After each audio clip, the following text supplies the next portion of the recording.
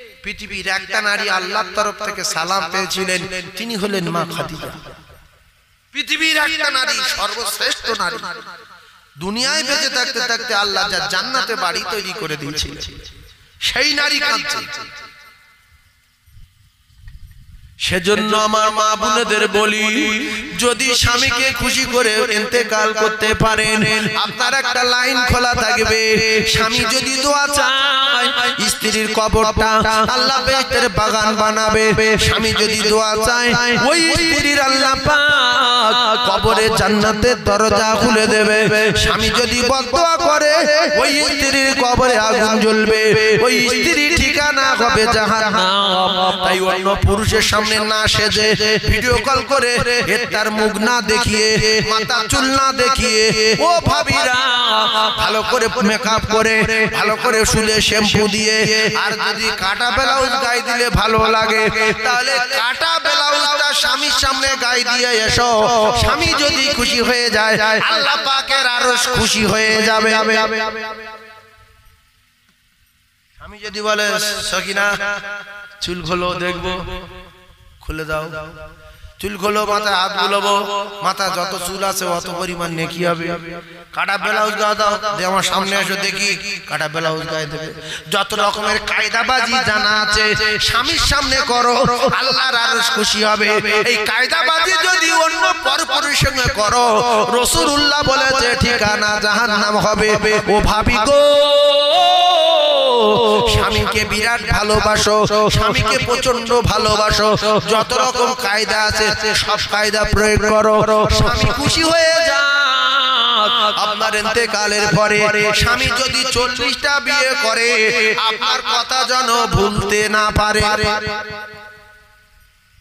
খাদিজার পরে রাসূলুল্লাহ অনেকগুলো বিয়ে করলেন, কিন্তু রাসূল সব সময় বলতেন, তোমরা যত সুন্দরী হও আর যত টুকটুকি আয়েশাতুল হুমায়রা হও, খাদিজার কথা মনে উঠলে আমি রাতে বিছানায়ও শুতে পারি না। আর দুটোটা নারী আছে বিশ্বাসঘাতক, স্বামী এসে ডাকছে, হাসের গুঁড়ো দিচ্ছে, তোমার গুঁড়ো কি, তোমার গুঁড়ো। স্বামী এসে ডাকছে, বাগান কপাচ্ছে, স্বামী এসে ডাকছে, কাপড় পরিষ্কার করছে, স্বামী এসে ডাকছে, উনুনে জাল দিচ্ছে, যাক ভাত ভাবলে চুয়ে যাক, যাক তরকারি পুড়ে যাক, যাক হাঁস মুরগি ওইভাবে পড়ে যাক, যাক ছাগল ওইভাবে দৌড়ে চলে যাক, গাছ খেয়ে লাইলি। স্বামী ডেকেছে আর দাঁড়ানো না পড়ে নামাজে দাঁড়িয়েছে। স্বামী বলছে, এই সাবিনা, সাবিনা, মনে মনে ভাবছে নামাজ পড়ছে, রাকেটটা কিরে ডাকছে আমরা। নামাজ সামাজ শেষ করে আসসালামু আলাইকুম রাহমাতুল্লাহ, আসসালামু আলাইকুম। ও ভাবি, তোমার উপরে গজব নাজিল হবে, আল্লাহ লানত হবে। ওই নফল নামাজ ছেড়ে দিয়ে স্বামীটাকে সাড়া দাও। মুক্কু নারী, মুক্কু নারী, জাতির কলঙ্ক নারী। নামাজ ছেড়ে দিয়ে তুমি তোমার স্বামীর কথা শোনো, তোমার স্বামীর খিদমত করো। স্বামীর এত পাওয়ার আল্লাহ দিয়েছেন। আল্লাহ রাসূল বলেছেন, পৃথিবীর জমিনে যদি আমি কারোর আল্লাহ বাদে কারোর সিজদা করার কথা বলতাম, তাহলে নারীদের তার স্বামীর কদমে সিজদা দিতে বলতাম। দুটো একটা ভাবি আছে, স্বামী তুই তুই করে ডাকে, এই তুই এত রাতে কোথায় গিয়েছিলি? সে ঠেলা খেয়ে ওই ভাষা শুনে শুনে সে আর কিছু বলল না। আল্লাহু আকবার। সে বলছে আমি গিয়েছিলি, তোর কি হয়েছে? বলছি তুই ঘরে সওয়াল আর তোর ব্যবস্থা করবো। কে কার ব্যবস্থা করছে দেখ, কে কার ব্যবস্থাটা করছে দেখ। আরো কি বলা দরকার, যে আপনি কোথায় গিয়েছিলেন? আমি এখনো বসে রয়েছি, খানা খাইনি, এখনো বসে রয়েছি, নামাজ পড়ে এখনো বসে রয়েছি, আমার ঘুম পাচ্ছিল, ভাতও খেতে দেবে না, ফের নামাজও পড়ে একটু শোয়ারও ব্যবস্থা করবো, তাও শুতে পারছি না। সে বলবে তুই শুইস না কেন? বলছে আমি তোমার এত ভালোবাসি, আমি শুতে পারি না। আমি খাদিজার ওয়াজ শুনেছি, খাদিজা কি কোনোদিন শুতো? এইসব কথা বললে স্বামীর কলিজা ঠান্ডা হয়ে যাবে না? যাবে। আর বলছে তুই তোর ব্যবস্থা। আমি স্বামী অবাক হয়ে যাচ্ছে যে আমি ওর বলবো, ও তো হুজুর আমার বলছে। এরকম ডেঞ্জারাস মেয়ে আছে না? এই সমস্ত মেয়েগুলো জাহান্নামী নারীর নমুনা। ভাবিরা যদি জেগে থাকেন কথা বলার চেষ্টা করুন। রাসূলুল্লাহ একটা পানির কলসি মানে মশক কিনে দিতে পারিনি, একটা তোষক মানে খাট কিনে দিতে পারিনি, একটা ভালো কাঁথা কম্বল দিতে পারিনি, পরনার ভালো কাপড় দিতে পারিনি, সপ্তাহ পর সপ্তাহ উনুন জ্বলিনি, মাসের পর মাস উনুন জ্বলিনি, পেটে খানা নাই। ও কলিজার টুকরা পেয়েরা আমার, ওই বাড়িতে রহমত, ওই বাড়িতে এত বরকত, এত রহমত। রাসূলুল্লাহ হাবিবুল্লাহ আকায়ে নামদার তাদের মদিনার এক মুহূর্তের জন্য বড় কথা বলিনি, গালাগালি তো দূরের কথা। মা খাদিজাতুল কুবরা আপনাদের মতো নাড়াকাটা বাড়ির মেয়ে না, ভ্যানওয়ালার মেয়ে না, ফেরিওয়ালার মেয়ে না, কাঁচ বাঁকড়া বাড়ার মেয়ে না, আপনাদের মতো ভিখিরির বাড়ির মেয়ে না। স্বয়ং খাদিজাতুল কুবরা ছিলেন মদিনাল মুনাওয়ারার বিখ্যাত ধনী। নাড়াকাটার মেয়ে, তার বাড়বৃদ্ধি কত। স্বামীর বাড়ি প্যারিস পুট্টি পাথরে পায়খানা করতে, ফের স্বামীর রায় দিচ্ছে, আসে না নাই? তাহলে খাদিজাতুল কুবরা বলতে পারতেন, ইয়া রাসূলুল্লাহ আমি কিন্তু বিরাট ধনী ছিলাম, আপনার জন্য আমি সব শেষ করেছি। বিল্ডিং বানান, তোষক দেন, ঘরে ছাদ দেন, আলমারি কই, খাট কই, স্পঞ্জের গদি কই, দুবেলা গোশ কই, শিক্ষা বাপ কই। খাদিজা বললেন, ইয়া রাসূলুল্লাহ আমার কিচ্ছু লাগবে না, আমার ক্ষুধা, আমার তৃষ্ণা, আমার বিছনা, আমার তোষক, আমার মশক, আমার কাপড়, আমার ঘুম, আপনি কোনো চিন্তা করবেন না। আপনি যখন আমার ঘরে এসে আর খাদিজা বলে ডাকে, আপনার এই আওয়াজ শুনে আমি খাদিজা ক্ষুধা তৃষ্ণার কথা ভুলে গিয়ে, ঘুমের কষ্টের কথা ভুলে গিয়ে, আপনার জন্য দাঁড়িয়ে থাকি কষ্ট হয়, সে কষ্টের কথা ভুলে গিয়ে আমি খাদিজা আমার কলিজাখানা ঠান্ডা হয়ে যায়। এই কথা স্ত্রীরা বলতে পারে না। তুমি আলু আনুনে তো কি হয়েছে, তুমি আমার সামনে এসছো আমি খুশি, তুমি বসো, শুধু ভাত খাবো, চাল নেই তো কি হয়েছে, কলের তো পানি আছে। স্বামী দোয়া করবে যে আল্লাহ আমি কি একবার জান্নাতি রানী পেয়ে গেলাম, আমি কি জান্নাতি নারী পেয়ে গেলাম, আমি কি পৃথিবীর এক নম্বর নারী পেয়ে গেলাম। ওই গল্প যখন ওই পুরুষটা অন্য মানুষের সঙ্গে করবে, সে পাগল হয়ে যাবে যে তোর বউ এইরকম বলছে, হ্যাঁ রে একটু ভাত খাইনি, বলছে শুধু পানি তো খাবো, আল্লাহ শুকর, আল্লাহ খাওয়া দিলে খাবো, আর বলছে আমার কিনে ভাত আনতে পারিনি, ট্রেনে সর মেরে যখন দাগ রসাই। হ্যাঁ, এটা হয়তো বাড়তি হয়ে যাচ্ছে না, বিশ্বাস করুন ইমানদারির সঙ্গে বলছি, অনেক স্ত্রী তার স্বামীর ধরে মারে। আসে না না? এই কইছি আসে না না? তুই বিয়ে করবি, তুই কি জানিস? বিয়ে করিনি আমদাজ বলছাস, হয়তো দেখিস স্বামী দূরে মারছে, আর স্বামী বলছে আল্লাহর হাত ফেলে দাও, আল্লাহর মাথায় বাজ ফেলো। এই জন্য দেখবেন অনেক মেয়ে বাজ পড়ে মরেছে, অনেক বোর আছে হাত ধরে গিয়ে এইরকম হয়ে গেছে। ও ভাবি স্বামীর উপরে চোপড়া করো না, অল্প বয়সে হাতটা পড়ে যাবে, অল্প বয়সে জবান বন্ধ হবে, ভিক করে খেতে হবে। স্বামী যদি দোয়া করে আল্লাহর আরশ খুশি হয়ে যাবে। জোরে বলো, আরো জোরে বলুন সুবহানাল্লাহ। আর একটা বাংলা কথায় বলে দেই, স্বামীর বাড়ি থাকবো, তোর খাবো, তোর শিল তোর নোড়া ভাঙবো, তোর দাঁতের গোড়া, তোর শিল তোর নোড়া ভাঙবো, তোর দাঁতের গোড়া, তোর বিটেই থাকবো, তোর কামাই খাবো, তোর পুকুরে মাছ খাবো, অন্য জায়গায় ফোন লাগাবো, তোর বাপ ধরতে পারবে না, কারণ তুই নেলো ফের কালো, ওজনে 25 কেজি। আমার ভালো লাগে না, ভালো যদি না লাগে জাহান্নামের টিকিট না নিয়ে সসম্মানে কেটে পড়েন, জিন্দেগিটা নষ্ট করবেন না, এওকালে শাস্তি হবে, জাহান্নামের কীট হবে, আল্লাহর জাহান্নামের পোকা খোরাক হবে। কলিজার টুকরা ভাবিরা, স্বামীর যদি পছন্দ না হয়, স্বামীর যদি চলাফেরা পছন্দ না হয়, সংসার যদি পছন্দ না হয়, সসম্মানে স্বামীকে ছেড়ে দেন যে আমি থাকবো না, আমি আপনার ভাত খাবো না, আমি চলে যাব। দুটো একটা নারী আছে টাকার লোভে স্বামীর বাড়ি থাকে আর অন্য জায়গায় ভিডিও কল করে।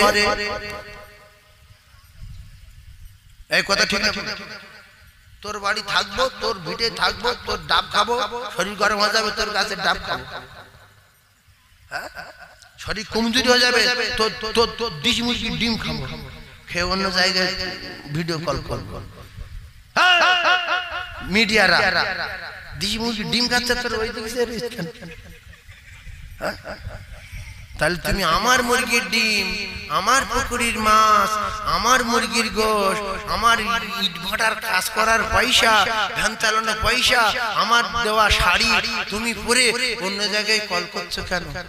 এতে এই অন্য জায়গায় ভিডিও কল করা সুন্নাত না মুস্তাহাব? বলো বলো হারাম, মানে দুটোর একটা বলেছি, সেটা বেঁচে যায় হারাম হারাম হারাম। কলিজার টুকরা ভাবিরা আজ থেকে তওবা করেন, জীবনে অডিও কল করব না, জীবনে ভিডিও কল করব না। আল্লাহ নাকি দেখতে পায় রাতের বেলা যেরকম, আল্লাহ নাকি দেখতে পায় দিনের বেলা যেরকম, আল্লাহ পাক দেখতে পায় কুয়াশার সময় সেরকম। আল্লাহ এক সেকেন্ড ঘুমায় না, আল্লাহ পাক পরিষ্কার করে দিলেন ওয়ালা ইয়াউদুহু। ওই আয়াতুল কুরসির ভিতরে এই আয়াতটা রয়েছে, আমি আপনাদেরকে জানিয়ে দিয়েছি। আল্লাহু লা ইলাহা ইল্লা হুয়াল হাইয়ুল কাইয়ুম লা তাখুযুহু সিনাতুন ওয়ালা নাওম। আল্লাহ পাক নিজেই জানালেন ঘুম তো ঘুম, আমার ঘুম ঘুম ভাবতন্ত্রা পর্যন্ত আসে না। আল্লাহ নিজে বলেন আমি এক সেকেন্ডের জন্য ঘুমাই না। তাই আমার কলিজার টুকরা ভাবিদের বলি, আপনারা আজ পর্যন্ত যা করেছেন আল্লাহর চোখে ধরা আছে। কোথায় নন্দার সঙ্গে কোন কথা বলেছেন, ভাসুরের সঙ্গে কোন কথা বলেছেন, দেওরের সঙ্গে কোন কথা বলেছেন, বেড়াতে গিয়ে কার সাথে কথা বলেছেন, কেউ না জানে। আমার আল্লাহর কাছে ভিডিও আছে না নাই? জোরে বলেন। আর যদি আল্লাহর কাছে গিয়ে কাঁদেন যে আল্লাহ আপনি তো আমার দোজখে দেবেন, আমার খবর সব আপনি জানেন। সাইফুল্লাহ বলেছে কোরআন দিয়ে, আপনি তো সামিউম বাসীর, আপনি বলেছেন আল্লাহু আলিমুম বিজাতিস সুদূর, আপনি তো বলেছেন আল্লাহ আমি কি করব? তবে কথা দিচ্ছি আর করব না। ভিডিও মুছে দেন, ভিডিও মুছে দেন, ভিডিও মুছে দেন, ভিডিও মুছে দেন। আল্লাহ ভিডিও মুছে দেবে না দেবে না? জোরে বলেন দেবে। তাহলে ভিডিও যদি মুছতে চান, এখনো আল্লাহ বাঁচিয়ে রেখেছেন মুছে দেব বলে নামাজের পাটি বসে কাঁদেন আর ইবলিসের নামে দোষ দেন। ইন্না শাইতানা লিল ইনসানি আদুউম মুবিন। আপনারা বলবেন আল্লাহ আপনি তো কোরআনে বলেছেন যে ইবলিস তোদের চরম শত্রু। এইসব অন্যায় কি আমরা করতাম? জাহান্নামের কথা ভুলিয়ে দিয়ে আমাদের এইগুলো করিয়েছে আল্লাহ, আমি করিনি। এক নারী জেনা করলো, এক নারী জেনা করলো, এক নারী জানে না। ও কলিজার টুকরা না, জেনা করার পরে পেটে সন্তান আসলো, সেই সন্তানটাকে মার্ডার করে দিল। জাহেলিয়াতে জামানা মার্ডার করে দেওয়ার পরে আল্লাহ নবী দুনিয়ার বাদশাহ আকায়ে নামদার তাদের মদিনার এক সাহাবীর কাছে বললেন, ও আল্লাহর নবী সাহাবী, আমি ব্যভিচারী করেছি, আমার পেটে সন্তান এসেছে, এখন তো বিরাট মলম ফলম উঠেছে, কত ক্যাপসুল ঔষধ উঠেছে। তখন মলমের কোনো ব্যবস্থা ছিল না, বাচ্চা নষ্ট করার কোনো লাইন ছিল না। ও ভাবিরা খালারা, পেটে সন্তান বড় হলো, সেই সন্তান প্রসব করলো, সন্তানে আচার মেরে মেরে ফেলে দিও। নবী সাহাবী বললেন, নবী সাহাবী আমি যে বড় অন্যায় করেছি, আমার কি ক্ষমা আছে? বলে না। একে তুমি মার্ডার করেছো, ফের জেনা করা বাচ্চা, বলে হ্যাঁ। ফের মার্ডার করে দিয়েছো, বলে হ্যাঁ। বলছে ক্ষমা নাই, ক্ষমা নাই, ক্ষমা নাই। নারীটা ওই সময় আচার পাচার খায়। আল্লাহ আমার রূপ দিয়েছিলেন, আমার যৌবন দিয়েছিলেন, আমার কি দোজখে জ্বালাবেন বলে, আমার কি জাহান্নামের আগুনে দেবেন বলে। আল্লাহ গো আমার ক্ষমা নাই এই দুনিয়ায়। ও ভাবিরা শোনে, ভিডিও কল করা ভাবিরা, এদিক এদিক উল্টো পাল্টা কথাবার্তা বলা ভাবিরা, পৃথিবীর কেউ না জানে, স্বামী না জানে, শ্বশুর না জানে, ছেলে না জানে, মেয়ে না জানে, আপনি তো জানেন। আপনার মনে আছে না নাই? ভাবেন ভাবেন, দুটো কাঁধে দুটো লেখক আছে, ভাবেন। ওয়া নাহানু আকরাবু ইলাইহি ইলাইহি মিন হাবিলিল ওয়ারিদ আল্লাহ বলছেন ঘাড়ে শিরা আছে আর আমি আল্লাহ নিকটে আছি ভাবেন ভাবি কোথায় কোন গন্ডগোল করেছেন ভাবেন কত ওয়াক্ত নামাজ কাজা করেছেন ভাবেন কার কি চুরি করেছেন ভাবেন এখনো সময় আছে ফিরে আসেন আল্লাহ নবী সাহাবী মেয়েটার কান্না দেখে আচার পাচার খায় আর কাঁদে নারী আল্লাহ আপনি আমার রূপ দিয়েছিলেন আমার যৌবন দিয়েছিলেন জাহান্নামের আগুনে জ্বালাবেন বলে সাহাবী এই দৃশ্য দেখে সহ্য করতে পারলেন না দৌড়ে রাসূলুল্লাহর কাছে গেলেন ইয়া রাসূলুল্লাহ হে ইয়া হাবিবাল্লাহ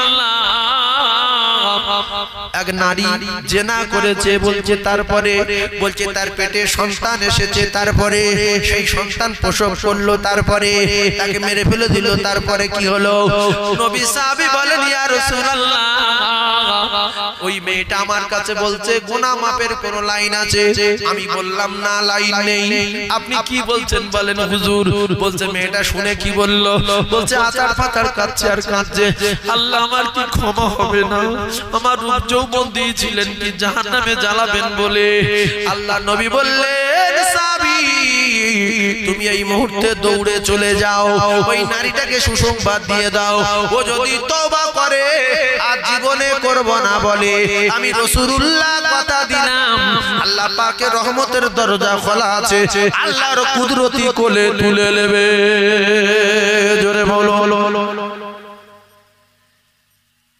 আমাদের মতো উল্টো পাল্টা নারী উল্টো পাল্টা পুরুষের আল্লাহ বাঁচিয়ে রেখেছে কারণ ইবলিস চ্যালেঞ্জ দিয়েছিল যে আপনার এই বান্দা বান্দি সব দোজখে যাব আল্লাহ বলছে ঠিক আছে ও কোনোদিন আমার কাছে এসে বলবে না যে আমি অন্যায় করেছি সেই দিন তোর ব্যবস্থা করব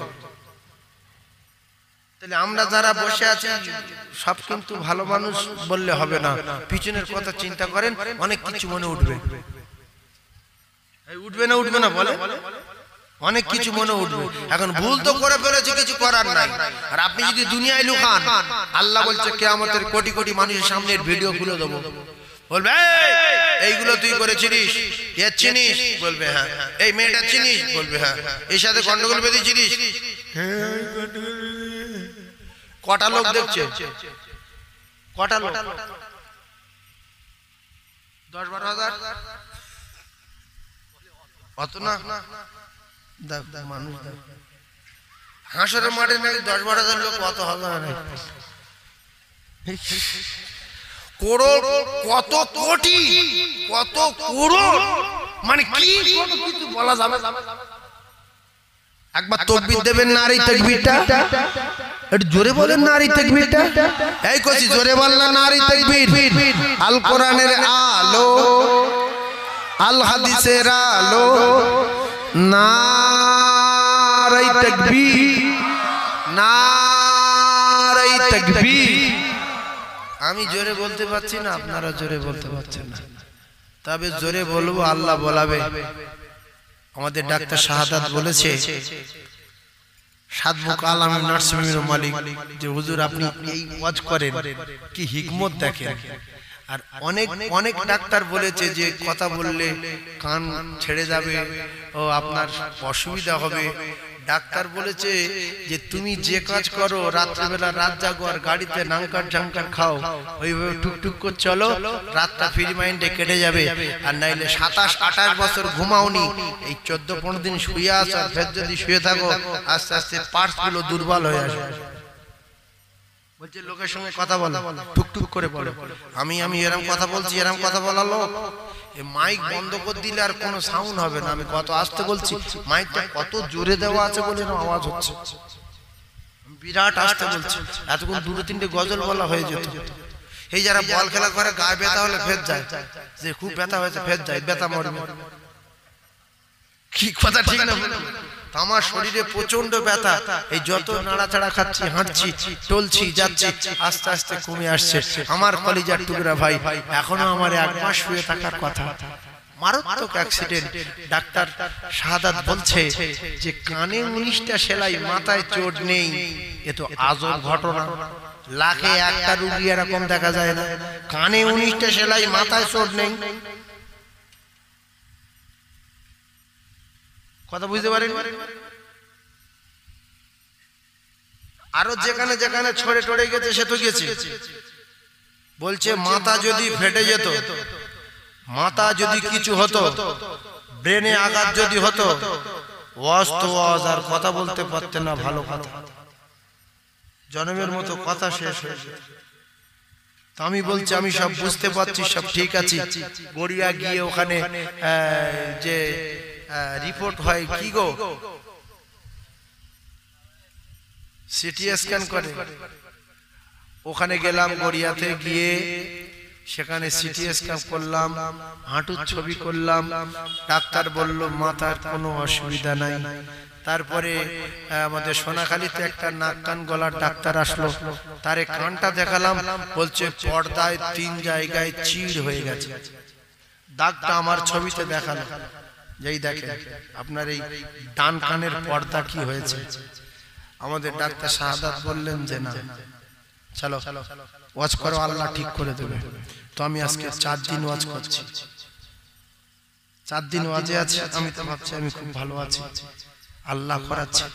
সেজন্য আমি কি বলছি না বলছি একটু বুঝবেন। কেউ কারোর পরিচয় দেবে না, বিশ্বাস করুন ভাবি, কেউ কারোর পরিচয় দেবে না, বিশ্বাস করুন ভাইজান। ছেলেরা কবরের ধারে ওখানে নিয়ে মাটি চাপা দিয়ে শুধু বললো চলে আয়, চলে আয়, আরে চলে আয়। এইবারে বাড়ি গিয়ে বলবে ভাত দাও খাই, সকলের নামাজ পড়ছি।